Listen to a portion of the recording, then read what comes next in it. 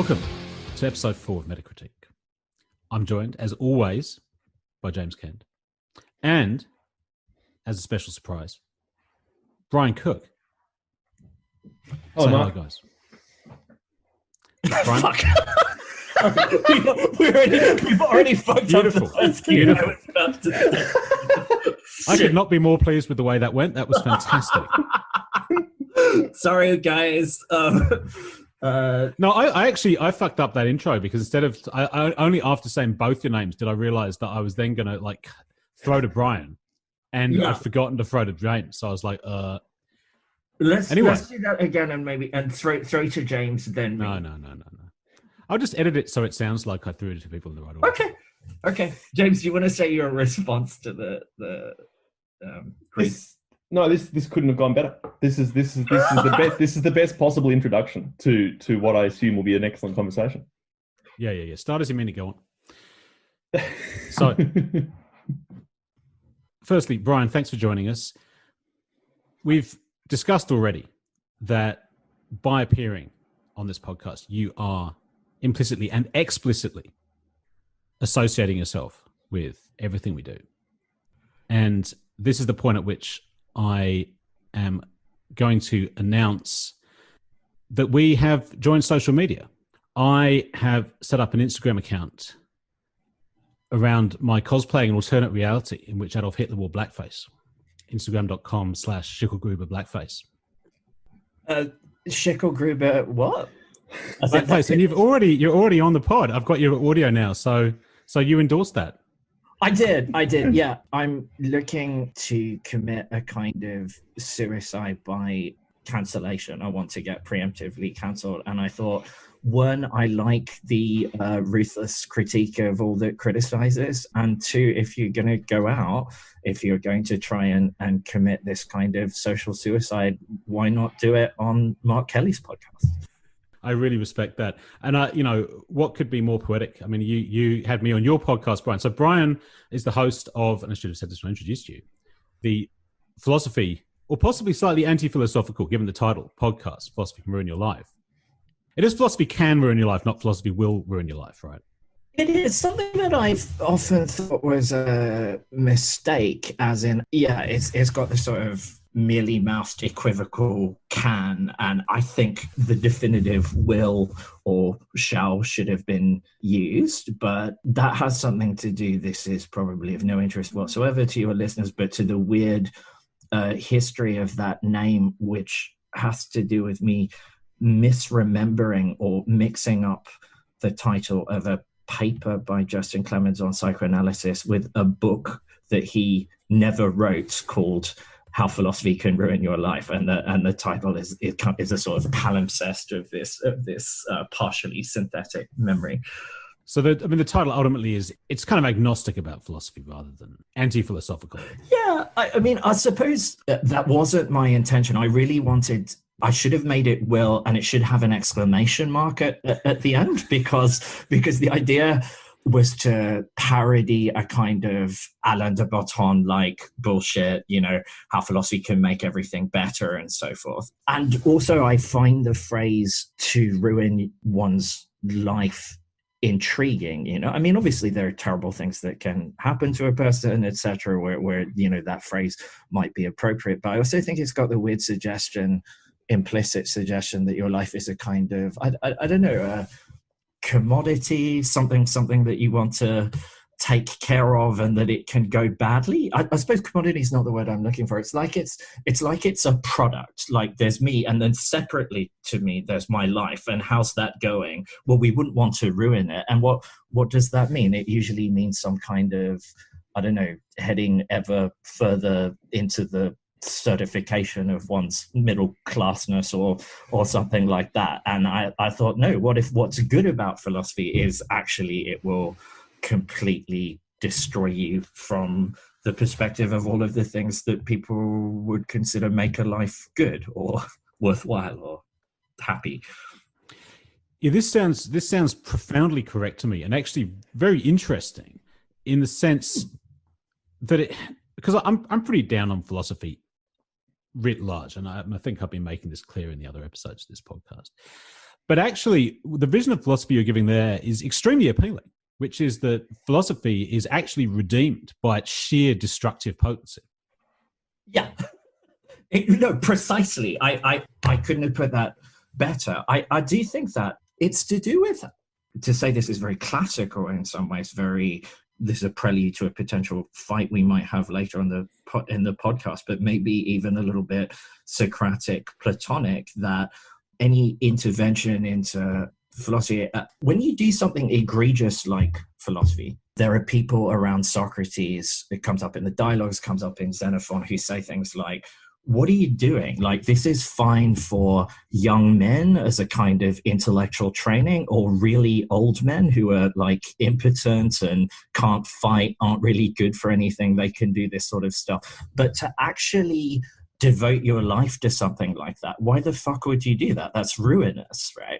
But this always makes me ask, and I think that's a fairly classical philosophical question, from what perspective is that critique made, right? That there's this assumption that, oh no, but we know what the good is and what constitutes a useful use of this space between two eternities and whatever. And the only thing that definitely doesn't constitute a good use of an existence is whatever philosophers are doing. Yeah, turn that vice into a kind of perverse virtue. Yeah, well, I think we can candidly say that we're trying to do just that on this podcast, and perhaps we can be redeemed in this way. James, you got any thoughts on this? No, I was just thinking about the fact that often when I don't have very many opportunities to talk about Socrates in first year philosophy when I'm teaching it, but I try to introduce him, and I always talk about him as a kind of, I sometimes call him the Socratic pest, in the sense that he is this kind of figure that haunts you and kind of or annoys you. But as Bryan is quite right here, it's to say that the pest element of Socrates is very much from the perspective of those who want to ignore him. I've listened to your podcast, Bryan, and I'm always thinking about the fact that I would want to give a defense of philosophy in that initial question is that how philosophy ruined your life. And then it is a kind of Socratic defense, which is, in a way, it saved it, but in a very particular way. And as I actually agree with Mark, its salvation comes through the sort of utter destruction of what you thought was there. You know, I've been approaching it through the oblique lens of irony, but we actually did get social media this week. I started up a Twitter account, and actually I started up a Twitter account entirely because I'd asked Bryan to come on. I mean, I did this subsequently. I thought of this before, right? A couple of weeks ago, I was like, we've got a podcast. We want people to listen to it. We need to get the word out. And social media would seem to be the way that one does this, right? Podcasts clearly themselves are not a social medium. I mean, I kind of want it to be. That's why we have you on, Bryan, and I hope to have conversations with other people. I'd like this to be social. I don't want it to be a kind of antisocial podcast where James and I are just involved in the echo chamber of our own ideas.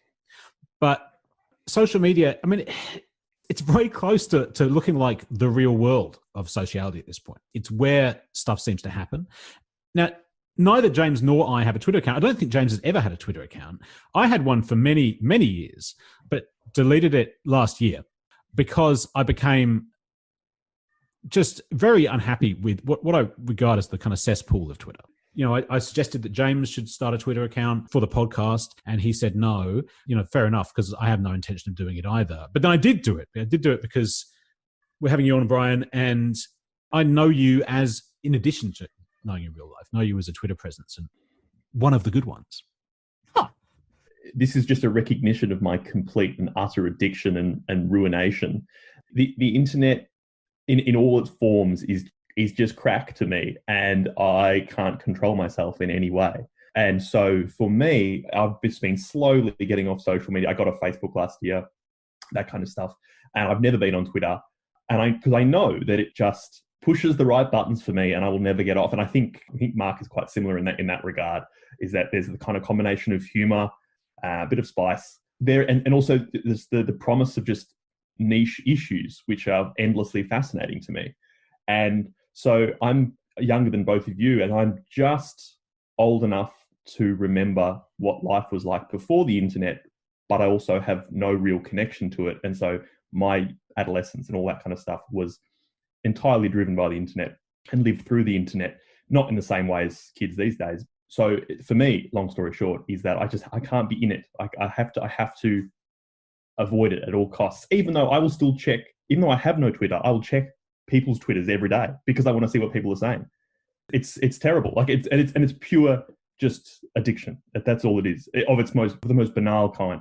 That's certainly something that I think everyone brings up around the use of it. I mean, they are designed, these forms of social media, I think, are designed to take advantage of. There are sort of pharmacological entities that are designed to take advantage of pigeon-like operant conditioning, plus, that the dopamine-related jouissance of vague dissatisfaction, right? Like that one finds in gambling and so forth. The pathetic thing where one reloads or a screen to see how many, whether you've got an extra like or something like that, and then think, oh, I feel connected to the rest of humanity and a community, and also I'm a sort of celebrity poet-like figure now, because clearly my aphorisms have been appreciated by 10 other anonymous people who bear some resemblance to people I know, with something like that. Yeah, we all know these travails. I was thinking about Twitter recently, as I was thinking one of the great perverse joys of Twitter is, while obviously it's a complete illusion that someone appreciating your posts and your hot takes could make you like a writer, like a novelist or a poet or something like that. Analogy is completely illegitimate, except in one respect. And that one respect is that I think everyone who's ever had a Twitter has had an experience that I think writers, philosophers, all sorts of people who've actually published work has had, which is a kind of resentment of their audience for liking the wrong things. It's like, why did everyone like that quite mediocre aphorism of mine, but they ignored the true genius, right? Like faced with tweet number 16 of 2020, which was the really spicy, hilarious one. Yeah, absolutely. That's a really good point. I had the same experience on Facebook, and I found in the last year of my existence on Facebook is that I was purely there for zingers and to have my zingers recognized. And as you say, inevitably it was the wrong one. And I think the logical culmination of that is you realize how pathetic your life is. And I mean this entirely in my case. I think there's two ways you can go there. You can either double down and then just accept that the internet is a wasteland and you are part of that wasteland, or you can try and remove yourself from it and, I suppose, be a disgrace in another way. That's how I've gone about it. Yeah. You really nailed it beautifully when you talked about this kind of techno-pharmacological dimension of social media. It's such a shit reference at this point because it's so insanely overused to the point of totally defining our mimetic landscape. You don't even know what reference I'm going to make yet, Bryan. Don't agree. I'm trying to think. Do you know what I'm going to say? Tell me. Yeah, I can't believe I'm actually taking the bait here. You're about to say that it is a platitude, right? That apart from being a platitude, to refer to its techno-pharmacological thing, it's the sort of thing that has also been subject to the logics of the same techno-pharmacological process, like as in one can tweet on Twitter, right, about the horrors of online addiction and make a link to Shoshana Zuboff's The Age of Surveillance Capitalism and so forth, but that in itself just gets caught up in the logic of posting, like, I'm doing that in order to get a few likes from other people on the. Is that where you were going? Like, no, it's quite amusing because what you suggested is so much more sophisticated than what I was going to say. But inevitably, of course, you're operating levels above me. I was going to, but what you say is very, very interesting. It really struck me, and actually, I don't see this as much. I'm back on Twitter now because I set up this Metacritic critique, podcast Twitter. This doesn't seem to be. I don't see this as much on Twitter. When I was last on Twitter, like a year or two ago, just everyone kept saying how Twitter was hell. People kept tweeting about how Twitter was a living hell, which is certainly one thing that influenced me to leave. Referring to it as a hell site and so on. The reference I was about to make was to The Matrix. Got you. Right. I wasn't expecting that. Yeah. You shouldn't underestimate, the depravity of my mimetic life. Never. But in relation to kind of this pharmacological question, right? And I mean, the two references occurred to me with them, very similar ones, with a reference to Nozick's pleasure machine thought experiment, right? Robert Nozick's idea. So this is the Matrix. I presume I don't need to explain for our listeners, but for the kind of more non-philosophical listeners, Robert Nozick is the famous CIA-funded, allegedly American right-wing philosopher. Had this idea in very very significant idea in 20th century ethics thought experiment, imagining someone attached to a machine that just gave them pleasure all the time. Right, because certain kind of ethical perspectives basically are hedonistic and say the point of life is pleasure, and Nozick says, well, therefore you should prefer being attached to a machine that just constantly gives you dopamine hits rather than living your life. And I mean, there's a real question of whether this isn't what social media is doing. I mean, The Matrix, raises this question. It has the one character, and of course, the original movie, who basically takes the blue pill, who's like, yeah, I'm happy to live in the Matrix with a luxurious lifestyle. Because, I mean, after all, what's outside the Matrix is garbage, right? It's horrendous. So it's better to be in the Matrix than out of it from that point of view. And of course, this isn't quite as crude as the Nozickian pleasure machine, because the Matrix isn't a pure pleasure machine. But it's probably better than the alternative if you look at it from a kind of hedonistic perspective. What I'm getting at with this, very circuitous discussion, is the question of whether if social media were giving us these hits, but we couldn't see anything intrinsically wrong with social media, would there be an objection? Like, firstly. And secondly, is it giving us the hits? And isn't there something that at a phenomenological level is quite unpleasant about being on social media, which goes back to that kind of Twitter is hell thing, right? That there's something inherently unsatisfying about social media. That although it kind of satisfies you on a level which is addictive, as James says. I think this issue of the addictiveness of that which falls below pleasure per se is really important for talking about the internet, and is also present in the Matrix. So I've got two things to say about this. One, you remember that in the Matrix, they ask at one point, this is probably I thought one of the best things in the film, that why the evil robots or whatever who created the Matrix didn't make it into a utopia, right?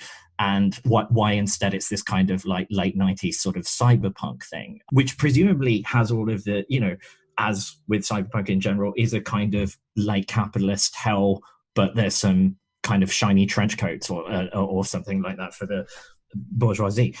Or you can aspire to one day own a trench coat and cool sunglasses. But they say that the reason that the machines did not make this kind of utopian environment for human beings that would be something like a Nozickian pleasure machine is that the brain would reject it. And the way human brains would just go, no, but that's not real.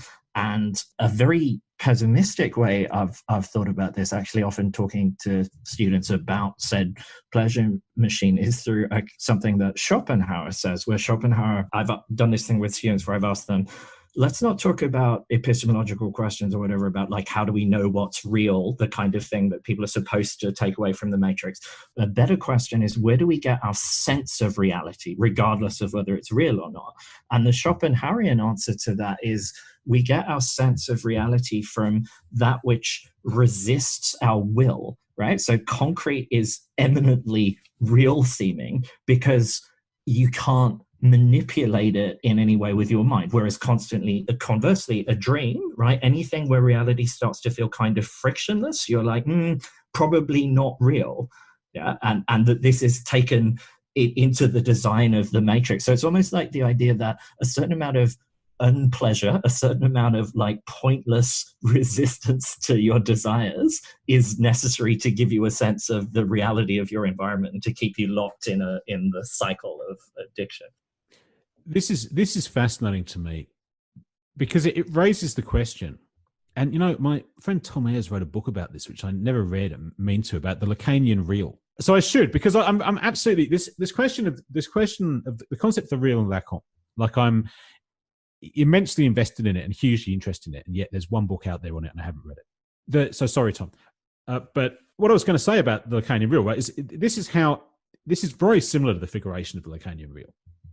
I'm interested whether you think so, Bryan, but you seem to be kind of nodding. The real is associated with the truth, and the truth it disturbs knowledge from without, right? So it's outside and perturbing. So it, in its essence, is something you can't against. And obviously, Lacan is language-oriented, not will-oriented in his ontology, like Schopenhauer is.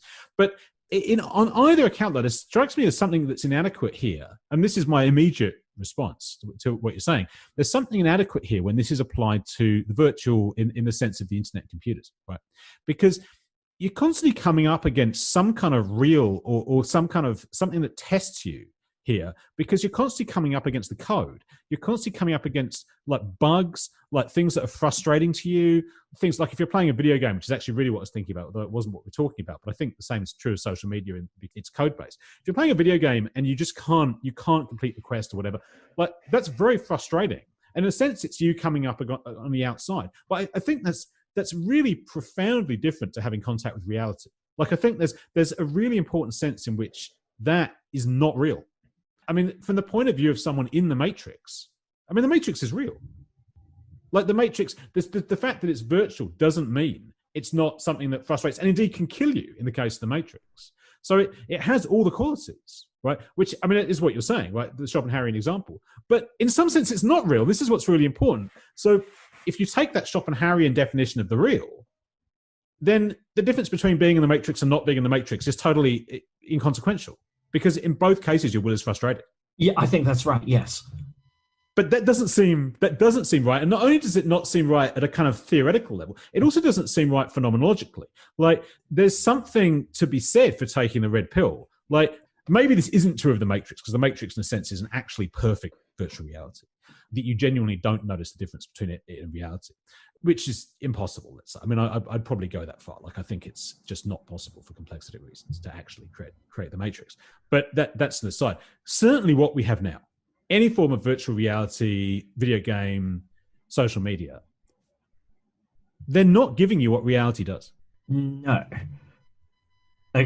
Agreed. I'm trying to locate the heart of our disagreement if we have one, but I would agree that neither social media nor video games, like, and this is perhaps your point about where the Matrix analogy breaks down, like a successful simulation of reality, in a complete simulation of reality in the manner of the computer game. But the point I wanted to make up of Schopenhauer is that minimal resistance, right, is just something that you need to have enough for the thing to feel real enough for you to invest in it, right? And this is why I think, so for example, game designers like play around with the question of difficulty, that on the one hand, like, yeah, it's not a simulation of reality, no one's going to mistake it for real life, but to keep you playing, what you try and do, what the designer tries to do, I don't actually know anything about computer design, so I'm just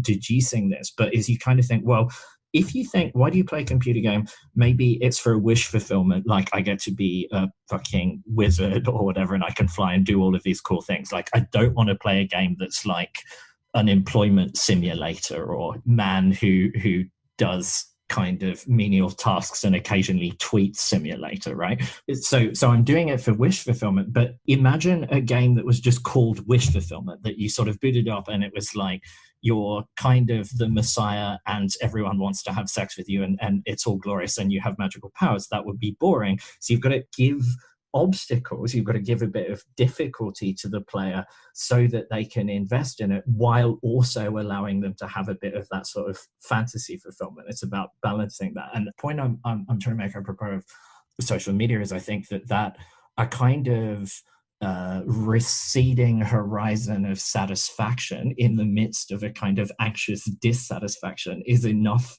to make you invest in something, even though it has holes in it and is not a kind of Matrix-like perfect simulation.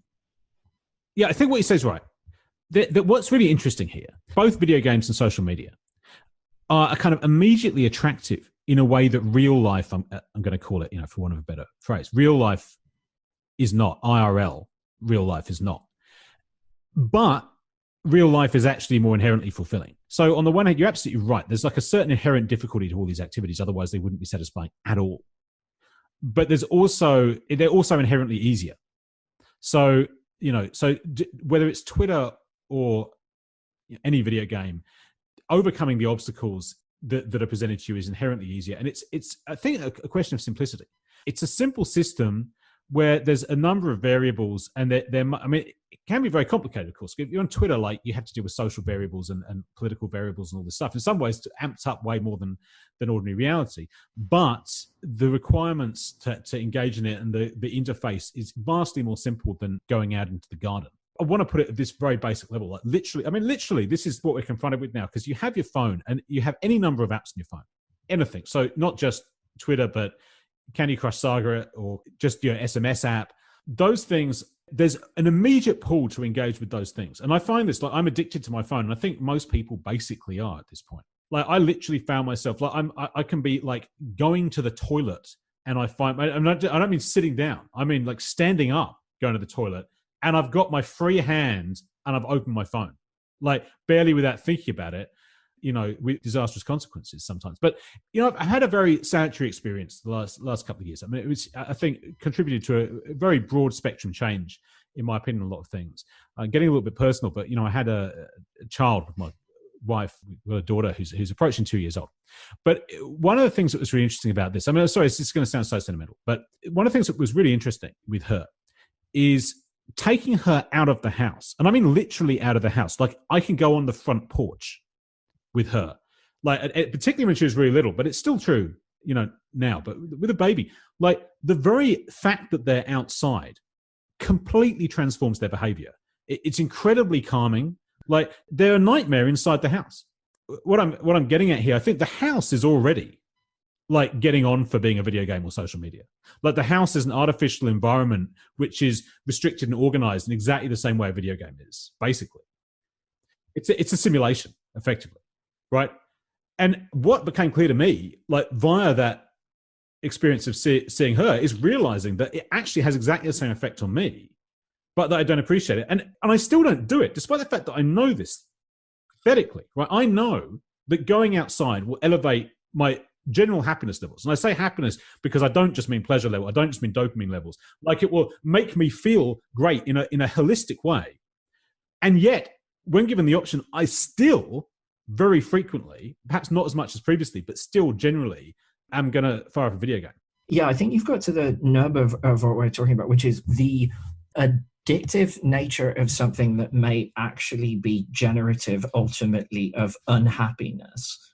Okay, I'm thinking a couple of things about this. One of the things I'm thinking of is Notes from the Underground by Dostoevsky, right? Which, among other things, is about an attempt to refute a kind of utilitarian idea that we're motivated by, seeking pleasure and avoiding pain. And one of the things that book says, have you ever looked at a human being, right? Like, as in actually, no, human actions, like, and your example, I think, is perfect of this, right? Like, there's what would bring you happiness, this sustained, not that kind of evanescent, anxiety-infused, dopamine sort of pseudo-driven, pseudo-half pleasure that you get from playing the game or from getting Twitter likes, but something that will bring you genuine sort of happiness, like a feeling of like contentment, oneness with the universe, sort of Rousseauian. But do you pursue that relentlessly, right? You'd think, no, we're pleasure-seeking beings, pain-avoiding beings. I would pursue I would be Mark, man of gardens, right? But instead, yeah, you're going to the toilet, flicking through your phone. Why is this? And I think this is what we need to think about, why the latter behavior. And I want to say something like, because and not despite the fact that it's ultimately less satisfying is more addictive. I'm so glad you brought up utilitarianism, because I was thinking about this myself. And as someone who has to teach utilitarianism essentially nonstop as part of the undergraduate teaching process, it seems to me that the most compelling argument against utilitarianism, or at least a particular kind of utilitarianism, is the modern world in all its forms. Because in terms of my personal life, I don't know, I mean, what your two like computer gaming history is, but I quit computer games in like 2005, I think. So whenever World of Warcraft came out, maybe it was 2004, because I remember knowing then, I was sort of 15 then, or I remember thinking that this was a fork in the road for me. Like, I either play World of Warcraft and ruin my life, or don't play World of Warcraft and do something else. And so I didn't play games for about probably 8 years. And then in 2013 or 14 or so, I played a few games with a friend's house, and they were so good. Like, I could not believe how good they were. Like, they were so immersive, so much better than real life in every regard. Like, and this was just, and I was like, well, why would you do anything else? And so, but this for me was the reason not to play them, because it's, and I think you've both put your finger on it, is that it's it's the distinction between pleasure and happiness, because what these games do, and as well as social media, is an immediate sense of satisfaction, which is nonetheless awful. But because it's immediate, and because it is better than the immediate alternative, which is kind of just nothing, you pursue it constantly. But of course, the result is, if you constantly chase that sense of very shallow pleasure, you end up desperately unhappy. It's a platitude, and it's kind of banal because people have said this, but it is absolutely true, though, in the sense that it shows you the distinction very clearly between pleasure and happiness. I think you're absolutely right. I think that was incredibly well put. But something I wanted to take up from what you were saying that I think is worth us discussing is you're talking about, and for the record, I've also had to do this at various times and lapsed and so forth, about restraining yourself from playing video games for the same reason that you're not on social media, precisely because of an awareness of its power, right? I suspect we all have friends who we admire and resent to equal degrees, who seem immune to the lure of such things, particularly with video games, right? Like, it's like, I've never gone there, what the fuck's the point of that, why would you do that? But I think all three of us are more in the, oh, no, it's actually, I know that ineluctable pull, and therefore have to kind of do things to avoid playing it. But I think, therefore, one of the things that raises that's worth talking about is part of what that attraction is, right? And also to whom the attraction might be more compelling. And I want to use a bit of a social stereotype here, and right, like, despite the fact that you're both like charming men with Adonis-like physiques and all the rest of it, the old association with things like games and nerds, right? Like, I think the fact that you are both academics, scholars, philosophers, and that you feel a particular compulsion in relation to such things is significant. And the thought that I wanted to just throw out there is, one of the things that I think, in addition to the kind of pharmacological side of things, the designed for addiction aspect of some of these technologies, is seeking something like, I kind of wanted to ask Mark about this because I feel he's already flagged it, seeking something like consistency that reality often seems to lack. And what put this in my mind is actually Mark's reference to the Lacanian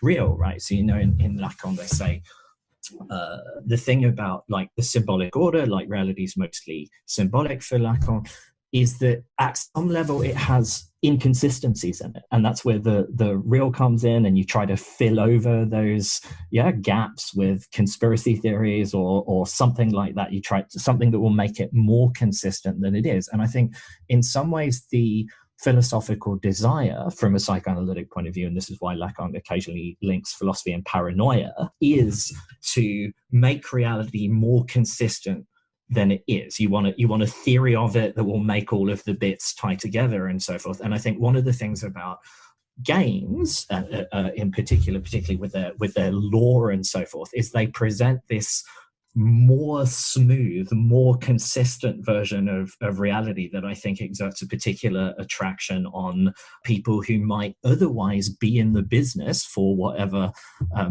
horrible psychical history led them to this, of wanting to, through reading, through thinking about things, through understanding history, be able to make connections to reality that otherwise looms up as this kind of horrible black, ineffable monstrosity. I want to use just a line from Thomas Pynchon to finish this thought off, which is from Gravity's Rainbow, where he says, sometimes the only thing worse than paranoia, which of course causes immense suffering, is anti-paranoia, is that horrible feeling that I think one can also get, interestingly enough, on social media, that nothing is connected to anything.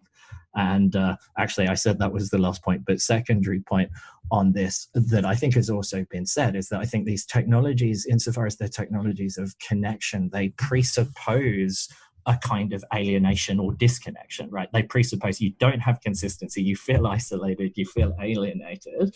This will supplement that, but sort of qua supplement, like it can't overcome the thing that it presupposes, which is that you're alienated, that reality seems kind of inconsistent. I want to jump in there. A huge amount of what you just said, Bryan. Look, this point you make about Lacan is absolutely right, and it shows actually what I said before. This kind of assimilating the Schopenhauerian point to the Lacanian point about the real is wrong. Okay, it's really important. There's a really big difference, because before I suggested basically it's the same, but it's not. It's not. No. Schopenhauer's position is, the real is what resists, not that he calls it the real, right? It's the will for Schopenhauer, but reality is what resists. For Lacan, the real is what's unsymbolizable. That's what's really important about it, and that's precisely why you don't encounter the real in video games or on Twitter, because even what is frustrating to you is symbolizable.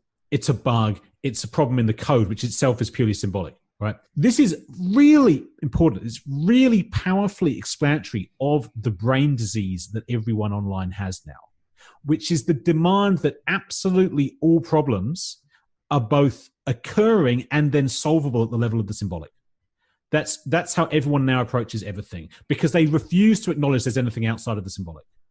And the only problem, if there is something that seems to be outside it, is it has been inadequately symbolized. Yes. So that's that. This question of the supplement then is really important. And so people go online because people go and play games. They're on Twitter. Yeah, as you say, because it's smooth, but I feel like that's not even it. It's not. Because it doesn't necessarily offer smoothness. It offers the lure, as I said, of symbolizability. There's something else I wanted to say, because I think James's last intervention was like really profoundly correct in terms of naming the problem with the process of playing a game, which is that it gives you more satisfaction, but it's less satisfying. And I take it that the problem there basically is teleological. This is a slightly different point. If I could be working or I could be playing a video game, and if I'm given the choice, I'll play the video game because it'll give me instant gratification. But the gratification is completely hollow. And this is really, really important. Like the gratification I get from writing a book, which is much harder and much less immediately rewarding, is much more lasting and substantial. I'm not going to say, it's a bit hard because there's a certain virtuality to that as well, right? It's still based on other people's opinion. But the video game, literally, if you haven't, it's like totally ephemeral. Like the achievements in it, and there's so much of this now is about trying to rack up achievements. So much of video games now is about you get like the medals or the skins, or you get stuff for having achievements, and the dopamine hits come from the satisfaction. And of course, this is replicated. It's replicated online. The likes are a form of like little achievement, but so too, the blue check mark, like the ultimate achievement you get on Twitter. Which they then take away, if you behave badly, to try and create a reward economy. It's trying to put in place something like the kind of supplement that we used to have to life. This is really important as well. It's really important, and this is going to something that James and I are talking about a lot, that real life does need a supplement, a symbolic supplement for human beings. So it's not the case that you can have, there's a kind of unvarnished Thoreauian relationship to reality that will get out of this symbolic trap. But that you need it. You need a supplement that supplements reality itself, right? Rather than, mythology, broadly speaking, I think is probably what I'd be thinking of here, and I imagine James would as well. But you need some form of mythicization of reality that makes reality meaningful. Yes. But what video games give you is just the mythology. You're talking about game lore, for example. They give you the mythology, but it's not mythologizing reality. It's just a mythology. I think that's really good. Yeah, the mythology can't perform the function of that mythic supplement to reality because it remains kind of locked in its own sort of monadic universe, right? I think we're all agreed on the pleasure dissatisfaction component, but it was when you made the point about achievement. I've actually never been particularly interpolated by this, but what they call a completionist in games. It's like you play the game, you go through it, but actually this goes particularly with the economic model of a lot of new games like subscriber services. It's like you've done everything that you could possibly do, but now try and get all of these achievements. Like you get a little marker on your profile for having picked up 1,000 feathers or something like could there be a way in which, as well as the sort of paucity of the reality's necessary supplement that you're talking about, that one of the ways in which games appeal to us is it's trying to give you a faster route to something that reality, or rather the ideology that governs reality that we still have, suggests to you as the way the world works, except that you feel impotent in relation to it. So what I'm talking about is kind of, I think if we move to different media like TV, a lot of the kind of dominant liberal discourse, even in education, is kind of, well, what is life? Well, it's a competition, it's a struggle for recognition or something like that, right? Like work hard on something and then eventually, how many kind of Hollywood stories have we had, and there'll be like tragedy and there'll be the moment where no one sort of acknowledged how great you are, but at some point eventually through your struggles you'll have kind of something like a social recognition, except this will be extravagant, tied to narcissistic fantasies and so forth. Society is already selling you that fantasy, but that is unobtainable in various ways, or you feel powerless, right? Like you feel, here I am trying to start writing this book and it's not going very well, like there's no real prospects. And it's like, and the game is there to say, no, I've got these little symbols of like approval from the big other, however evanescent, however kind of tenuous, however in fact actually ultimately both unreal and dissatisfying, but that's a way I can continue to buy into the ideological fantasy of the time. It's like even a way of trying to preserve the fantasy by making it more, I don't know whether I'm really reaching here, just thinking out loud, but by making it more phantasmatic, right? Like, as in, like, the goal is to ultimately preserve that broader social fantasy of, like, you can strive and achieve things and be recognized for them in that ultra-individualist kind of late capitalist way. I want to suggest, actually, I think you might have hit the nail on the head here, kind of in passing, what you're saying. When you set that up just then, you suggested that people were searching for something from the big other in video games. But actually, in Lacanian terms, I wonder if the big other's there. I mean, isn't that the problem? Yeah. Precisely with video games, that there is no approval of the big other. Like you're getting satisfaction, but it's without relationship to the big other. It might be with the small other. I mean, it's quite complicated to explain this to anyone who doesn't know Lacan. But the big other can stand for many things. Social approval, God. Yeah. But there's an overarching framework which tells us what to do with our lives. I mean, I associate the big other with Freud's superego, kind of moral imperative, right? So if you're at home playing video games, but you should be out looking for a job, then the big other's telling you to go and get a job, not play video games. And there is no big other in the video games. Like you can try and find it. I mean, the maximum you can find, which of course is what everyone's searching for, is some way to combine the two. I mean, this is the dream now. The dream of, everyone basically, every Generation Z male is to become PewDiePie and be able to become wealthy through playing video games. Absolutely. And thereby actually manage to square the circle where all you live is in your virtual world, but your virtual world actually does all the stuff you need to do in the real world as well. Like gets you a wife and approval of your parents and money. I mean, of course, if you do that, actually it does. I mean, it works quite. If you're a successful esports player or Twitch streamer, potentially you have squared the circle here. Like you're managing through achieving things in a video game to actually achieve goals outside of the video game, which actually I think changes what that behavior is. Like if that's your relationship to video games, you're in a radically different space. And of course, this is also replicated in social media. If you're a social media influencer, potentially, if you're actually a successful one, not someone who's pathetically trying to be one, you potentially have, it's a job like any other job. I mean, of course, it's going to be completely alienating in all kinds of ways, just like any employment-based activity. I mean, we three who do philosophy for a living know all about this, right? How alienating it is when you do what you love. I mean, this is the worst advice possible, like to do what you love, because it introduces alienation into the core of your being. But nonetheless, it's not the same kind of sheer onanism that it is when I play video games.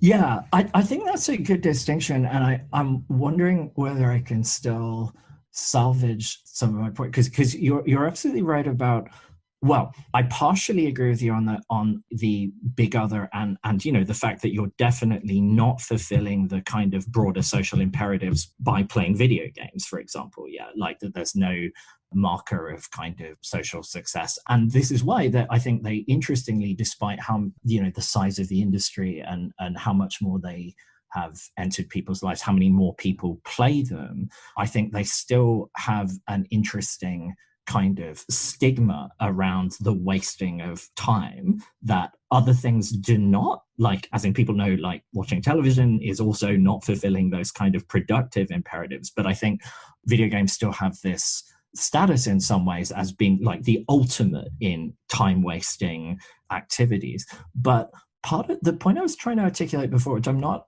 that suited to, but is it's something like the thought that the very something like an inconsistency or ambiguity about what the big other in the way that you described it, Mark, is, right, plays a role in the video game fantasy. Like that, even though you're clearly not in real terms fulfilling all of any of the kind of broader social imperatives, it's like you don't have a job, you live in the proverbial basement. I think part of the fantasy, at least for the evanescent moment that you're playing it, is that, and that you're racking up achievements or whatever, is that weirdly you are following a superego imperative of some sorts, particularly if we think of the perversity of, it's a famous thing from Zizek and Lacan of the kind of modern superego of a consumer society exhorting you to enjoyment and not to kind of moral prescriptions. Like it's the both and of the way that big other works in this society, that on the one hand it's telling you, no, you've got to work hard, get a job, right? Like since financial crisis, it's all very hard. And the only thing to do is to keep working on the commodity of yourself, become fitter, become more adaptable, work harder than the other people. There's those very sort of brutal imperatives combined with another maybe more fantastical one, but I think is no less super egoic in its imperative structure, which is enjoy. And those things meet in the fantasy when you mentioned the streamers and so forth of you can do what you love and turn that into getting social approval. Sorry, Mike. No, that's absolutely right. And you've completely hit the nail on the head here. And I mean, this goes back to what James was saying about utilitarianism, actually, right? That utilitarianism is contemporary ethics. Yeah. Right. Or at least it reveals the profound hedonism of contemporary ethics. And actually, so what I should, going back to my previous point about, the Generation Z, doing what you love, this mantra, this has become the sole ethical imperative. It's not just, you're absolutely right. So there's an ethical imperative now to enjoy because life is completely meaningless. The only meaning people can get out of life. There's no higher concept of happiness. There's no higher concept of telos. It's purely about hedonistic enjoyment. Consequently, the only thing that can make sense if you are a young man and you enjoy playing video games, and I'm going to suggest that is true basically of every young man who's ever played video games, right? I think I want to suggest, because there's this whole thing before about like there's some people who seem immune to video games. As far as I'm concerned, that's like people being immune to smoking cigarettes, right? If you and I know plenty of people who aren't interested in video games. As far as I'm concerned, that's because they've never seriously played them. Yeah. Like if you've smoked, you're a smoker. Like, and you're always going to be a smoker, and you're addicted to cigarettes forever. And I think that's also true of video games. A very similar situation. You might not play video games for 8 years, but you can get back in that in an instant, just as you can with cigarettes. Yeah. And that's the situation. And it has a universal appeal for the reason it has the structure. I mean, the only people it wouldn't have a universal appeal to are people who have a profoundly different psychic order. So, like, if you're Amish, you're probably not going to want to play a video game. It's going to seem completely ridiculous and pointless to you because you have a profound understanding of the universe and where you fit into it, which like playing a video game is not going to speak to. But if you live in the 21st century and you're totally into kind of hedonistic atheism, then the only thing that's going to make sense to you is doing something that is giving you pleasure and that being your job, because that's the only way to tick all the possible boxes.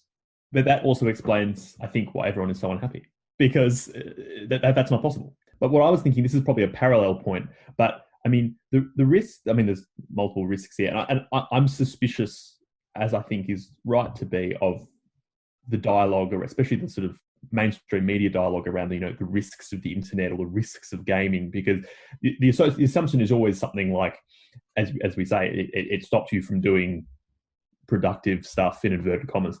I think the risk here is that, so on the one hand, so if you look at the history of games and indeed of social media, I suppose in a slightly different way, is that it originally imports a particularly binary understanding of the world, which it has to by definition because coding is binary. Like this has to be the case, and that's fine.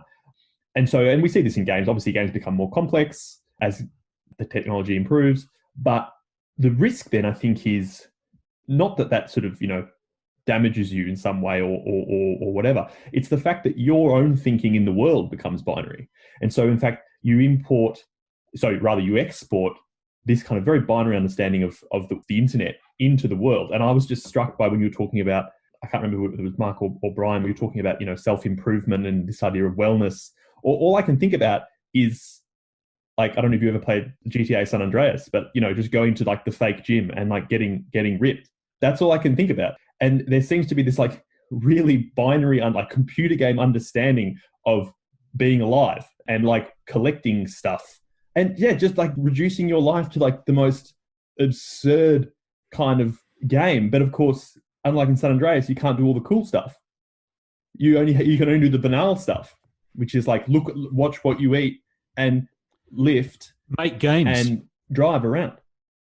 That's it. The risk here is that you actually export the most binary form of life back into the world, and you see that, I think, in the way that people, influences this kind of stuff. But it also, that just mediates into normal existence as well. And so this crushing, when you talk to friends going, oh, I like my job is okay, and I like my relationship, but I hate it. and so you're like, well, yeah, that's because your life has turned into San Andreas without the carjacking. James, I think that's fucking brilliant. Actually, like I think you've really drawn together a point that I've been kind of trying to make and failing through my last couple of interventions. But I think that just encapsulates it brilliantly. That in a way, I want to sort of turn this into some sort of hyperbolic thesis statement that part of the problem with games, and perhaps we can use this to then talk about social media, but is not the extent to which, as the kind of criticism of them give, that they are kind of time wasting, withdrawn from reality, but and the general sort of social exigencies, but they actually contain too much of a replica of that, right? Like maybe even coming back to what we were saying about at the beginning about the kind of, not to go into too much of a sort of autofellatio of philosophy and philosophers, but we were talking about the sort of negativity of philosophy, right? That negativity is implied with something like spending time in a virtual world or something like that. You're not fulfilling the wellness and productive imperatives, but you just gave I think a brilliant example of the fact that actually in video games, no, they're constructed in such a way that you respond, even in the realm of kind of fantasy, even in your time-wasting moments, to precisely those imperatives, right? Like, here I am, I'm collecting, in fact, and this is, I think, part of the segue to social media, one of the things you often get in games is a kind of commodified simulation, like often put in quantitative forms of relationship building, right? Like you can do things like in role-playing games and so forth, like I gain sort of friendship points with virtual Mark through a series of interactions, and I now have a bar that tracks that or whatever. That this is kind of inheriting things from the kind of society we live in more than driving it, I suspect. I think we might actually stop there. Like, we've got a lot of material in the can. We've been going for... I think, Mark, that you're right in terms of not making the episode into a behemoth, that we should stop there. But this might be, I don't want to be presumptuous, but I feel that a part 2 would be good, where we take up the social media thread that we have sort of left, but make this one episode, maybe even if you'll have me a second time, like we just pick up where we left off, go into the social media thing, and then that's number 5. But that would mean double Bryan, which maybe the world isn't ready for. The world can look after itself, I think. Yeah, if the world doesn't want more Bryan, I don't want to live in the world. So, like, You fuck the world. You're a sick man.